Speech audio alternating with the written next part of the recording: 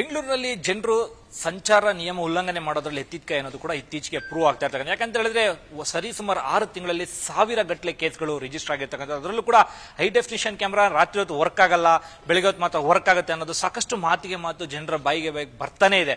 ಅದೆಲ್ಲವೂ ಕೂಡ ಡೀಟೇಲ್ ಆಗಿ ಹೇಳ್ತಾ ಹೋಗ್ತಾ ಇರ್ತೀವಿ. ನೋಡ್ತಾ ಇರಿ ಈ ಸ್ಟೋರಿ. ಯಾಕೆ ಅಂತ ಹೇಳಿದ್ರೆ ಮೊದಲಿಗೆ ITBT ಕಾರಿಡಾರ್ ಅಲ್ಲಿ ಒಂದು ದಿವಸಕ್ಕೆ ಸುಮಾರು 65,000 ವಾಹನಗಳು ಸಂಚಾರ ಮಾಡ್ತಾ ಇದ್ದು. ಬೆಂಗಳೂರಿನ ಪಾಪ್ಯುಲೇಷನ್ ಸುಮಾರು 1,60,00,000 ಆಸುಪಾಸಿನಲ್ಲಿ ಇರ್ತಕ್ಕಂಥ. ಆದ್ರೆ ವಾಹನಗಳ ದಟ್ಟಣೆ ಮಾತ್ರ ದಿನದಿಂದ ದಿನಕ್ಕೆ ಸುಮಾರು 20,000 ಅಷ್ಟು ವಾಹನಗಳು ರಿಜಿಸ್ಟರ್ ಆಗ್ತಾನೆ ಇದೆ. ಇದೆಲ್ಲರ ಮಾಹಿತಿಯನ್ನ ಇಂಚಿಂಚಾಗಿ ಕೊಡ್ತಾ ಹೋಗ್ತಾ ಇರ್ತೀನಿ. ನೀವು ನೋಡ್ತಾ ಇದ್ದೀರಾ ಈಗ ಹೈ ಡೆಫಿನಿಷನ್ ಕ್ಯಾಮ್ರಾ. ಇದರಲ್ಲಿ ಎಲ್ಲಿ ಇದು ನೋಡಿದ್ರೆ ಬಸವೇಶ್ವರ ನಗರ ಸರ್ಕಲ್ ಅಂತಾನೆ ಕಾಣುತ್ತೆ. ಪ್ರತಿಯೊಂದು ಸರ್ಕಲ್ ಅನ್ನ ಕೂಡ ಮಾನಿಟರ್ ಮಾಡ್ತಾ ಹೋಗ್ತಾ ಇರ್ತಾರೆ. ಈ ಜಾಗದಲ್ಲಿ ಅಂದ್ರೆ ನಾವಿರ್ತಕ್ಕಂಥ ಜಾಗ ಬಂದು ಎಲ್ಲೂ ಅಲ್ಲ, ಬೆಂಗಳೂರಿನ ಹೃದಯ ಭಾಗ ಹಾಟ್ಸ್ಪಾಟ್ ಆಗಿರ್ತಕ್ಕಂಥ TTMC ಸೆಂಟರ್ ಅಂತಾನೆ ಹೇಳ್ಬೋದು. ಟ್ರಾಫಿಕ್ ಡೇಟಾ ಮ್ಯಾನೇಜ್ಮೆಂಟ್ ಅಂತಾನೆ ಇದನ್ನ ಕರೀತಾರೆ. ಈಗಾಗಲೇ ನೀವು ವಿಜುವಲ್ಸ್ ಅಲ್ಲಿ ನೋಡ್ತಾ ಇರ್ತಕ್ಕಂಥ ಎಲ್ಲ ಕೂಡ ಅಧಿಕಾರಿಗಳು ಇಲ್ಲಿ ಕೂತಿರ್ತಾರೆ. ಪ್ರತಿಯೊಬ್ರು ಕೂಡ ಮಾನಿಟರ್ ಮಾಡ್ತಾನೆ ಇರ್ತಾರೆ. ನಿಜಕ್ಕೂ ಕೂಡ ವಾಹನ ಸವಾರರು ಕೆಲವೊಮ್ಮೆ ಪೊಲೀಸರ ಜೊತೆ ಗಲಾಟೆನ ಮಾಡ್ತಾರೆ, ಮಾತು ಚಕಮಕಿ ನಡೆಸ್ತಾ ಇರ್ತಾರೆ. ಏನಂತಂದ್ರೆ ನನ್ನ ಗಾಡಿಯಲ್ಲಿ ಹೋಗೇ ಇಲ್ಲ, ನಾಳೆ ಹೋಗ್ಲೇ ಇಲ್ಲ, ನಾನು ಮಾಡ್ಲೇ ಇಲ್ಲ, ಸರ್ಕಲ್ ಜಂಪ್ ಮಾಡಿಲ್ಲ, ಪ್ರೂಫ್ ತೋರಿಸಿ ಅಂತ ಹೇಳ್ತಾರೆ. ಖಂಡಿತವಾಗ್ಲೂ ನಾನು ನಿಮ್ಗೆ ಇಲ್ಲಿ ಹೇಳ್ತಾ ಹೋಗ್ತಾ ಇರ್ತೀನಿ. ನೋಡಿ, ಇಲ್ಲೊಂದು ವೈಲೇಷನ್ ಆಗಿದೆ. ಮಲ್ಲೇಶ್ವರಂ ಅಲ್ಲಿ ಒಬ್ಬ ಯುವಕ ಡಿಒ ವೆಹಿಕಲ್ ಅಲ್ಲಿ ಒನ್ ವೇಲಿ ಬರ್ತಾನೆ. ಆತನ ಹೈ ಡೆಫಿನಿಷನ್ ಕ್ಯಾಮ್ರಾದಲ್ಲಿ ಇದನ್ನ ನಾವು ತೋರಿಸ್ತಾ ಇದೀವಿ. ಆತನ ವೆಹಿಕಲ್ ನಂಬರ್ ಕೂಡ ಕ್ಲಿಯರ್ ಕಟ್ ಆಗಿ ಕಾಣಿಸ್ತಾ ಇರ್ತಕ್ಕಂಥದ್ದು. ವೆಹಿಕಲ್ ನಂಬರ್ ಬಂದು KA 50EB 8782 ಕ್ಲಿಯರ್ ಕಟ್ ಆಗಿ ತೋರಿಸ್ತಾ ಇರುತ್ತೆ. ಹೈ ಡೆಫಿನಿಷನ್ ಕ್ಯಾಮ್ರಾ ಯಾವ ಲೆವೆಲ್ ಅಲ್ಲಿ ವರ್ಕ್ ಆಗುತ್ತೆ ಅಂತಂದ್ರೆ ಆತನ ಒಂದು ಸಣ್ಣ ಪ್ರಮಾಣದ ಅಂದ್ರೆ ಹೆಲ್ಮೆಟ್ ಹಾಕಿ ಅಥವಾ ಹೆಡ್ಫೋನ್ ಯೂಸ್ ಮಾಡಿದ್ರು ಸಹ ಗೊತ್ತಾಗುತ್ತೆ. ಆ ರೀತಿಯಾಗಿ ಚಹರೆಯನ್ನ ಇಲ್ಲಿ ಕ್ಯಾಪ್ಚರ್ ಮಾಡ್ತಾ ಇರ್ತಕ್ಕಂಥದ್ದು. ಇನ್ನು ಇದೇ ರೀತಿಯಾಗಿ ಸಾಕಷ್ಟು ಮಾಹಿತಿಗಳನ್ನ ಕೊಡ್ತಾ ಹೋಗ್ತೀವಿ ಇಂಚಿಂಚಾಗಿ. ಇಲ್ಲಿ ನೋಡ್ತಾ ಇರ್ಬೋದು ಹೈ ಡೆಫಿನಿಷನ್ ಕ್ಯಾಮ್ರಾಗಳು ಯಾವ ಲೆವೆಲ್ ಅಲ್ಲಿ ವರ್ಕ್ ಆಗುತ್ತೆ ಅಂತಂದ್ರೆ ಮತ್ತೊಂದು ಇಲ್ಲಿ ಜಾನ್ಸನ್ ಮಾರ್ಕೆಟ್, ಈ ಏನು ವಿಡಿಯೋ ಫಸ್ಟ್ ಒಂದು ತೋರಿಸ್ತಾ ಇದೀವಿ ನಾವು, ಇದು ಜಾನ್ಸನ್ ಮಾರ್ಕೆಟ್ ನ ಸರ್ಕಲ್ ಅಂತಾನೆ ಹೇಳ್ಬೋದು. ಜಾನ್ಸನ್ ಮಾರ್ಕೆಟ್ ನಲ್ಲಿ ಯಾವ್ಯಾವ ವಾಹನಗಳು ಓಡಾಡ್ತಾ ಇದಾವೆ, ಅಲ್ಲಿ ಯಾರ್ಯಾರು ಕೂಡ ಒಂದು ಸಿಗ್ನಲ್ ಅನ್ನು ಜಂಪ್ ಮಾಡ್ತಾರೆ ಅನ್ನೋ ರೀತಿಯಲ್ಲಿ. ಇನ್ನ ಮತ್ತೊಂದು ಕಡೆ ಅದ್ರೆ ಕೆಳಗಡೆ ಇರ್ತಕ್ಕಂಥ ಹೈ ಡೆಫಿನಿಷನ್ ಕ್ಯಾಮ್ರಾ ಸರ್ಕಲ್ ಅಲ್ಲಿ ಒಂದು ಕತ್ರಿಗುಪ್ಪೆ ಸರ್ಕಲ್ ಜಂಕ್ಷನ್ ಅಂತಾನೆ ಹೇಳ್ಬೋದು. ಅವರು ಅಂದ್ರೆ ಇಲ್ಲಿ ಸುಮಾರು 3-4 ಜನ ಅಧಿಕಾರಿಗಳು ಕೂತ್ಕೊಂತಾರೆ. ಪ್ರತಿಯೊಂದು ಕೂಡ ವಾಹನಗಳನ್ನ ನೋಡ್ತಾ ಇರ್ತಾರೆ. ಯಾರು ಜೀಬ್ರಾ ಕ್ರಾಸಿಂಗ್ ನಲ್ಲಿ ನೋಡಿ, ಅಲ್ಲೊಬ್ರು ಯುವಕಿ ಒಂದು ಜೀಬ್ರಾ ಕ್ರಾಸಿಂಗ್ ಮೇಲೆ ನಿಂತಿರ್ತಕ್ಕಂಥ ಕತ್ರಿಗುಪ್ಪೆ ಜಂಕ್ಷನ್ ಅಲ್ಲಿ ಆಕೆ ಒಂದು ರೋಡ್ ಅನ್ನ ಕ್ರಾಸ್ ಮಾಡಬೇಕು. ಆದ್ರೆ ಗ್ರೀನ್ ಸಿಗ್ನಲ್ ಗಾಗಿ ವೇಟಿಂಗ್ ಇರ್ತಕ್ಕಂಥದ್ದು. ಸದ್ಯಕ್ಕೆ ಆಕೆಯು ಕೂಡ ಟ್ರಾಫಿಕ್ ನಿಂತ ಮೇಲೆ ಕ್ರಾಸ್ ಮಾಡುವಂತದ್ದು ಸಾಧ್ಯತೆಗಳು ಇರ್ತಕ್ಕಂಥದ್ದು ಕಾಣ್ತಾ ಇರ್ತಕ್ಕಂಥದ್ದು. ಇನ್ನ ಇಲ್ಲಿ ನೋಡಬಹುದು ನೀವು NGV ಜಂಕ್ಷನ್ ಅಲ್ಲಿ 2 ವೀಲರ್ ಒಬ್ರು ಜೀಬ್ರಾ ಕ್ರಾಸಿಂಗ್ ಮೇಲೆ ನಿಂತಿರ್ತಕ್ಕಂಥದ್ದು. ಆ ವಿಡಿಯೋನು ಕೂಡ ಕ್ಯಾಪ್ಚರ್ ಮಾಡ್ತಾರೆ.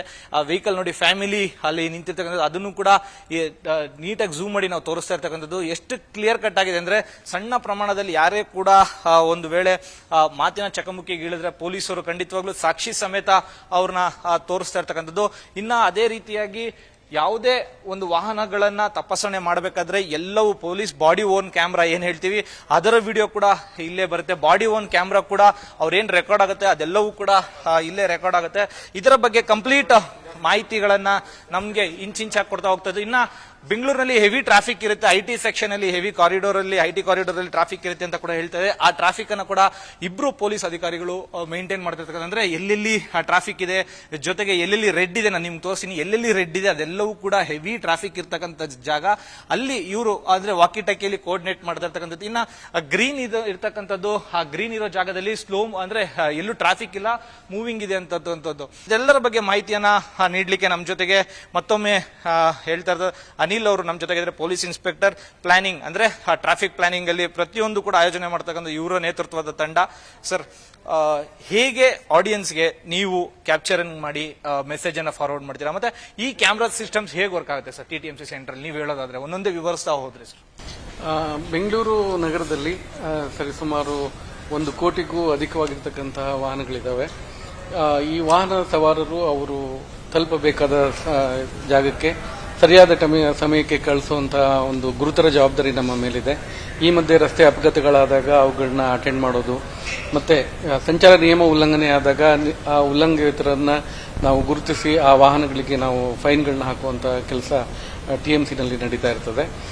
ಟ್ರಾಫಿಕ್ ಮ್ಯಾನೇಜ್ಮೆಂಟ್ ಸೆಂಟರ್ ಅಂತ ಇಲ್ಲೇನಿದೆ, ಇಲ್ಲಿಂದಲೇ ಪ್ರತಿಯೊಂದು ಮಾಹಿತಿ ನಮ್ಮ ಫೀಲ್ಡ್ ಆಫೀಸರ್ಸ್ಗೆ ಹೋಗ್ತದೆ. ಇಲ್ಲಿ 4 ನಿಯಂತ್ರಣ ಕೋಣೆಗಳಿದ್ದಾವೆ, ಈಸ್ಟ್, ವೆಸ್ಟ್, ನಾರ್ತ್ ಮತ್ತೆ ಸೌತ್.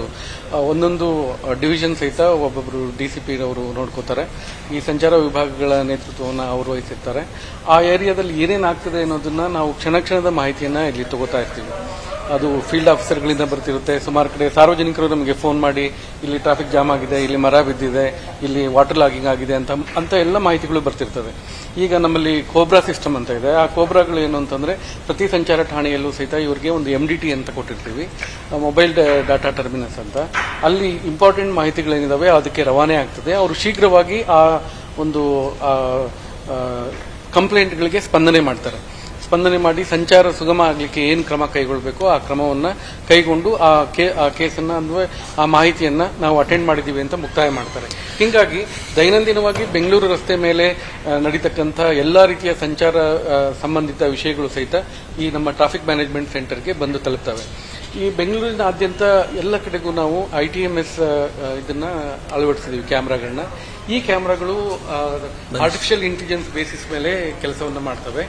ಈ ಆರ್ಟಿಫಿಷಿಯಲ್ ಇಂಟೆಲಿಜೆನ್ಸ್ ಬೇಸಿಸ್ ಮೇಲೆ ಕೆಲಸ ಮಾಡಬೇಕಾದ್ರೆ ಅವು ಮುಖ್ಯವಾಗಿ ವಿತೌಟ್ ಹೆಲ್ಮೆಟ್ ಮತ್ತೆ pillion rider not wearing helmet, ಯಾರಾದರೂ ಡ್ರೈವರ್ಸು ಕಾರ್ಗಳಲ್ಲಿ ಅಥವಾ ಬೇರೆ ವಾಹನಗಳಲ್ಲಿದ್ರೆ ಅವರು ಸೀಟ್ ಬೆಲ್ಟ್ ಹಾಕೊಳ್ಳೋದು ಮ್ಯಾಂಡೇಟರಿ ಇದೆ.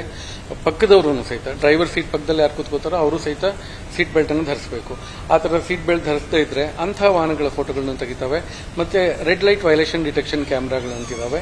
ಈ ಕ್ಯಾಮ್ರಾಗಳು ಏನಂದ್ರೆ ಯಾವಾಗ ಸಂಚಾರ ದೀಪ ರೆಡ್ ಆಗುತ್ತೆ, ರೆಡ್ ಆದ್ಮೇಲೆ ಯಾವ್ಯಾವ ವಾಹನಗಳು ಇದನ್ನ ಉಲ್ಲಂಘನೆ ಮಾಡಿ ಸಿಗ್ನಲ್ ಜಂಪ್ ಮಾಡ್ತವೆ, ಸ್ಟಾಪ್ ಲೈನ್ ಅಂತ ಇರುತ್ತೆ, ಆ ಸ್ಟಾಪ್ ಲೈನ್ ನ ಮೀರಿ ಮುಂದೆ ಹೋಗ್ತಕ್ಕಂಥ ವಾಹನಗಳ ಮೇಲೆ ರೆಡ್ ಲೈಟ್ ವೈಲೇಷನ್ ಡಿಟೆಕ್ಷನ್ಸ್ ಅದನ್ನ ಐಡೆಂಟಿಫೈ ಮಾಡಿ automatic number plate recognition system ನಿಂದ ಅವ್ರನ್ನ ಫೋಟೋಗ್ರಾಫ್ ಮಾಡಿ ಕ್ಯಾಪ್ಚರ್ ಮಾಡಿ. ಈಗ ನಾವು ನಿಮ್ಗೆ ತೋರಿಸ್ತಾ ಇರ್ತಕ್ಕಂಥ ವಿಜುವಲ್ಸ್ ಗಳಲ್ಲಿ ನೈಟ್ ಗಾಡಿಗಳಲ್ಲಿ, ಯಾಕಂದ್ರೆ ನೈಟ್ ಶಿಫ್ಟ್ ಗಾಡಿಗಳಿಂದ ಬರೋರು 10 ಗಂಟೆ ಮೇಲಾದ್ರೆ ಯಾರು ಕೂಡ ಗಾಡಿ ನಿಲ್ಸಲ್ಲ. ಹಿಂದ್ಗಡೆ ಅವ್ರು ಬರೋದು ಹಾರನ್ ನೋಡಿದೆ ಅದು ಯಾರು ಹಿಡಿಯಲ್ಲ. ನೈಟ್ ಶಿಫ್ಟ್ ಅಲ್ಲಿ ಬರ್ತಕ್ಕಂಥ 10 ಗಂಟೆ ಮೇಲೆ ಸಿಗ್ನಲ್ಸ್ ನೀನ್ ಯಾಕೆ ಇಷ್ಟೊಂದು ಗಲಾಟೆಗಳು ಆಗುವಂಥದ್ದು ಸರ್ವೇ ಸಾಮಾನ್ಯ, ಅದು ಆಗ್ತಾನೆ ಇರ್ತದೆ. ಆವಾಗ ಸಿಗ್ನಲ್ಗಳಿಗೆ ಕ್ಯಾಮ್ರಾ ವರ್ಕ್ ಆಗುತ್ತಾ? ನಿಮ್ ಡಿಪಾರ್ಟ್ಮೆಂಟ್ ಅವರು ಆಫೀಸಲ್ಲಿ ಇಟ್ಕೊಂಡು ಅದನ್ನ ಕ್ಯಾಪ್ಚರ್ ಮಾಡ್ತಾರೆ, ಹೇಗೆ ಸರ್ ಅದು? ಬೆಂಗಳೂರಿನಾದ್ಯಂತ ಇರುವಂತಹ ಎಲ್ಲಾ ಸಿಗ್ನಲ್ಗಳನ್ನ ರಾತ್ರಿ 11 ಗಂಟೆ ಆದ್ಮೇಲೆ ಅವು ಬ್ಲಿಂಕಿಂಗ್ ಮೋಡಲ್ಲಿ ಇರ್ತವೆ. ಆದ್ರೆ ಕೆಲವು ಇಂಪಾರ್ಟೆಂಟ್ ಜಂಕ್ಷನ್ಸ್ ಇದಾವೆ. ಅಂತಹ ಜಂಕ್ಷನ್ಗಳಲ್ಲಿ ಸಿಗ್ನಲ್ ಲೈಟ್ ನ ಈಕ್ವಲ್ ನಂಬರ್ ಆಗಿ ಡಿವೈಡ್ ಮಾಡಿರ್ತೀವಿ. ಅಂದ್ರೆ 15 ಸೆಕೆಂಡ್ ಅಂತ. ಈಗ ಒಂದು ಪ್ಲಸ್ ಜಂಕ್ಷನ್ ಅಂತ ಇದ್ರೆ ಎಲ್ಲ ಕಡೆ 15 ಸೆಕೆಂಡ್ಸ್ ಹೋಗ್ಲಿಕ್ಕೆ ಟೈಮ್ ಇರ್ತದೆ. ಎಲ್ಲೆಲ್ಲಿ ಸಿಗ್ನಲ್ಗಳು ಆನ್ ಇರ್ತದೆ ಅಲ್ಲಿ ನಮ್ಮ ಕ್ಯಾಮ್ರಾಗಳು 24x7 ವರ್ಕ್ ಆಗೇ ಆಗ್ತದೆ. ಹಿಂಗಾಗಿ ಇದು ರಾತ್ರಿನ, ಬೆಳಗಿನ ಜಾವನ, ಬೆಳಗ್ಗೆನ ಅಂತ ಅವ್ರು ಯೋಚನೆ ಮಾಡೋದು ಬೇಡ. ಎಲ್ಲೆಲ್ಲಿ ಸಿಗ್ನಲ್ ಲೈಟ್ಗಳು ತೋರಿಸ್ತದೆ, ಗ್ರೀನು, ರೆಡ್ ಮತ್ತೆ ಯೆಲ್ಲೋ ಏನ್ ಬರ್ತದೆ, ಆ ಟೈಮಲ್ಲಿ ಅವುಗಳನ್ನ ಒಬೆ ಮಾಡೋದು ಎಲ್ಲರ ಕರ್ತವ್ಯ. ಈಗ ನಾನು ಹೇಳ್ತಾ ಇರ್ತಂದು ಸಿಟಿಯಲ್ಲಿ ಟ್ರಾಫಿಕ್ ಮ್ಯಾನೇಜ್ಮೆಂಟ್ ಅವರು ಯಾವ ರೀತಿಯಾಗಿ ವರ್ಕ್ ಮಾಡ್ತಾರೆ, ಗಾಡಿಗಳಿಗೆ ಫೈನ್ ಹೇಗೆ ಹಾಕ್ತಾರೆ ಅನ್ನೋದನ್ನ ಕಂಪ್ಲೀಟ್ ಆಗಿ ವಿವರಣೆ ಮಾಡ್ತಾ ಹೋಗ್ತೀವಿ. ಇದೇ ಅನಿಲ್ ಸರ್ ಜೊತೆಗೆ. ಸರ್, ನೀವು ವೀಕ್ಷಕರಿಗೆ ಯಾಕಂತ ಹೇಳಿದ್ರೆ ಈಗಾಗಲೇ ಸಾಕಷ್ಟು ಗೊಂದಲದ, ಯಾಕಂದ್ರೆ 50% ಡಿಸ್ಕೌಂಟ್ ಕೊಟ್ಟಿದ್ರು ಕೂಡ ಕೆಲವರು ಇನ್ನ ಫೈನ್ ಪೇ ಮಾಡಕ್ ಬರ್ತಾರೆ. ಯಾಕಂತ ಹೇಳಿದ್ರೆ ನಂದು ಫೈನ್ ಇಲ್ಲ ಆದ್ರೂ ನೋಟಿಸ್ ಬಂದಿದೆ ಅಂತ ಆರೋಪಗಳು ಸರ್ವೇ ಸಾಮಾನ್ಯ ಬರ್ತಾನೆ ಇರುತ್ತೆ. ಇಲ್ಲಿ ಮೇಘ ಸರ್ಕಲ್ ಕಡೆ ಒಂದು ಜಂಕ್ಷನ್, ಕಾವೇರಿ ಥಿಯೇಟರ್ ಒಂದು ಜಂಕ್ಷನ್ ಇದೆ, Basaveshwara Nagar, Richmond circle. So ಹೇಗೆ ಸರ್ ಆಕ್ಚುಲಿ ಇದು ಹೇಗೆ ವರ್ಕ್ ಆಗುತ್ತೆ, ಹೆಂಗೆ ನೀವು ಮಾರ್ಕ್ ಮಾಡಿ ಕಳಿಸ್ತೀರಾ, ಹೇಗೆ ಸರ್ ಇದು? ಯೂಶಲಿ ಏನಾಗ್ತದೆ ಅಂದ್ರೆ ನಾವು ಈ ಸಿಸ್ಟಮ್ ನ ಮಾನಿಟರ್ ಮಾಡ್ತಾ ಇರ್ತೀವಿ. ಈ ಪ್ರೊಜೆಕ್ಟ್ ಆಗಿದಂತಹ ಇಮೇಜಸ್ ಏನಿದಾವೆ ಅಲ್ಲಿ ಎಲ್ಲೆಲ್ಲಿ ಸ್ಟಾಪ್ ಲೈನ್ ಇದೆ, ಎಲ್ಲೆಲ್ಲಿ ಪೆಡೆಸ್ಟ್ರಿಯನ್ ಕ್ರಾಸಿಂಗ್ ಇದೆ ಅಂತ ಕಡೆ ನಾವು ಯಾವುದೇ ಒಂದು ವೈಲೇಷನ್ ನೋಡಿದ್ರೆ ನಮ್ಮ ಸಿಬ್ಬಂದಿಯವರು ಏನ್ ಮಾಡ್ತಾರೆ ಅಲ್ಲಿಗೆ ಝೂಮ್ ಮಾಡ್ತಾರೆ. ಉದಾಹರಣೆಗೆ ಈಗ ಬಸವೇಶ್ವರ ಸರ್ಕಲ್ ತಗೋಣ. ಆ ಬಸವೇಶ್ವರ ಸರ್ಕಲ್ ಅಲ್ಲಿ ನೋಡಿ ಹೆಚ್ಚು ಕಮ್ಮಿ ಸ್ಟಾಪ್ ಲೈನ್ ನಲ್ಲಿ ಹಿಂದೆನೆ ಎಲ್ಲರೂ ನಿಂತಿದ್ದಾರೆ. ಆದ್ರೆ ಒಂದು ಆಟೋ ರಿಕ್ಷಾ ಮತ್ತೆ ಒಂದು 2 ವೀಲರ್ ಲೈನ್ ಮೇಲೆ ಬಂದಿದ್ದಾವೆ.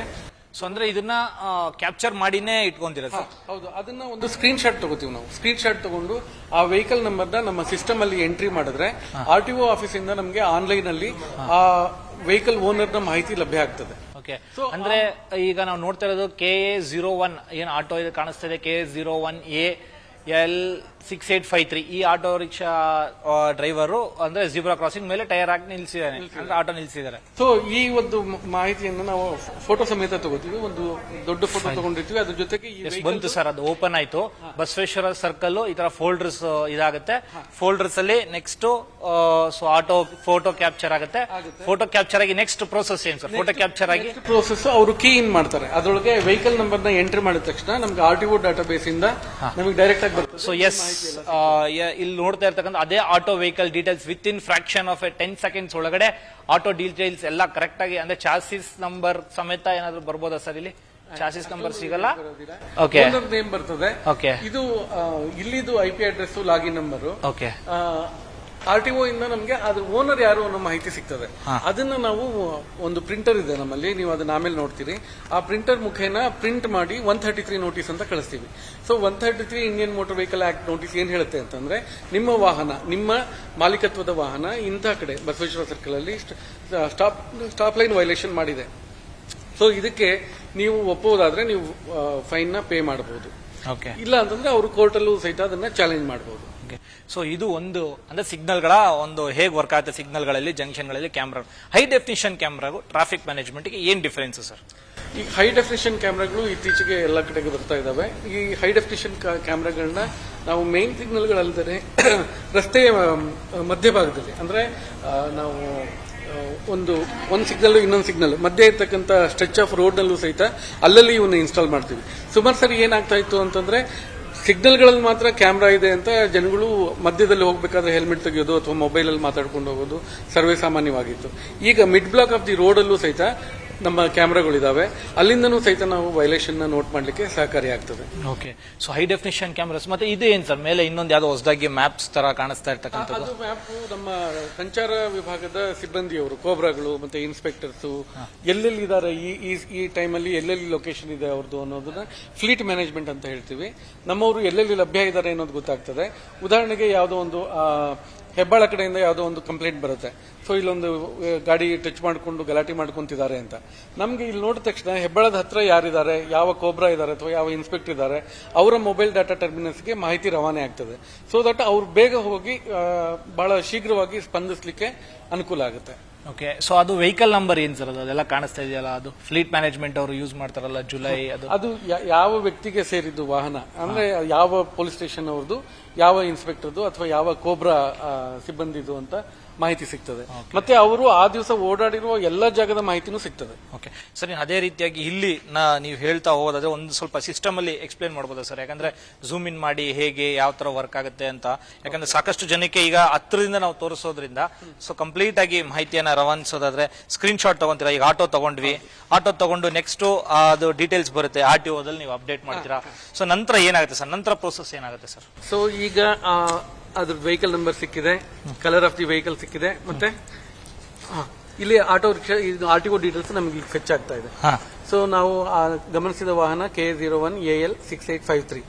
ಸೊ ಅದು ಯಾವುದು ಎಕೋ ಗ್ರೀನು, ಅದ್ರ ಓನರ್ ನೇಮ್ ಏನಿದೆ ಅಂತ ಗೊತ್ತಾಗುತ್ತೆ. ಸೊ ಇಷ್ಟೆಲ್ಲ ಮಾಹಿತಿ ಆದ್ಮೇಲೆ ಇಲ್ಲಿಂದ ಇದನ್ನ ನಮ್ಮ 5ನೇ ಫ್ಲೋರ್ ಅಲ್ಲಿ ಇರ್ತಕ್ಕಂಥ ಪ್ರಿಂಟಿಂಗ್ ಮಷೀನ್ಗೆ ಇದು ಆಟೋಮೆಟಿಕ್ ಆಗಿ ರವಾನೆ ಆಗ್ತದೆ. ಎಸ್, ಇದನ್ನ ನೋಡೋದಾದ್ರೆ ಒಂದು ಜಸ್ಟ್ ಎಕ್ಸಾಂಪಲ್ ಆಗಿ ಆಟೋದನ್ನೇ ನಾನು ಮತ್ತೆ ತೋರಿಸ್ತಾ ಹೋಗ್ತೀನಿ.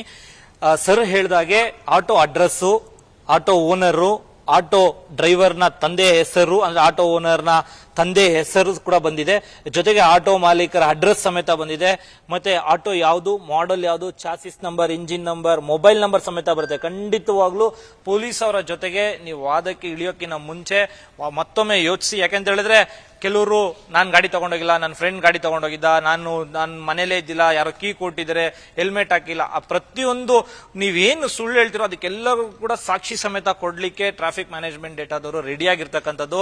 ಏನೇ ಮಾಡಿದ್ರು ಕೂಡ ಸಣ್ಣ ಕ್ಲೂ ಅವ್ರಿಗೆ ಸಿಕ್ಕಿದ್ರು ಕೂಡ ಇಲ್ಲಿ ಈ ರೀತಿಯಾಗಿ 3 ಸಿಸ್ಟಮ್ 4 ಸಿಸ್ಟಮ್ಗಳನ್ನ ಯೂಸ್ ಮಾಡಿ ನಿಮ್ಮ ವಾಹನಗಳನ್ನ ಫೋಟೋ ಹಿಡಿತಾ ಇರ್ತಕ್ಕಂಥದ್ದು. ಇನ್ನ ನಿಮ್ಗೆ ಇನ್ನೂ ಒಂದು ಕ್ಲಾರಿಟಿಯಾಗಿ ತೋರಿಸ್ತೀನಿ. ಈ ಜಂಕ್ಷನ್ಗಳು ನೀವು ನೋಡ್ತಾ ಇರ್ಬೋದು, ನಾನು ಮತ್ತೊಮ್ಮೆ ತೋರಿಸ್ತಾ ಇರೋದು Kaveri junction, Mekhri circle, Richmond circle junctions.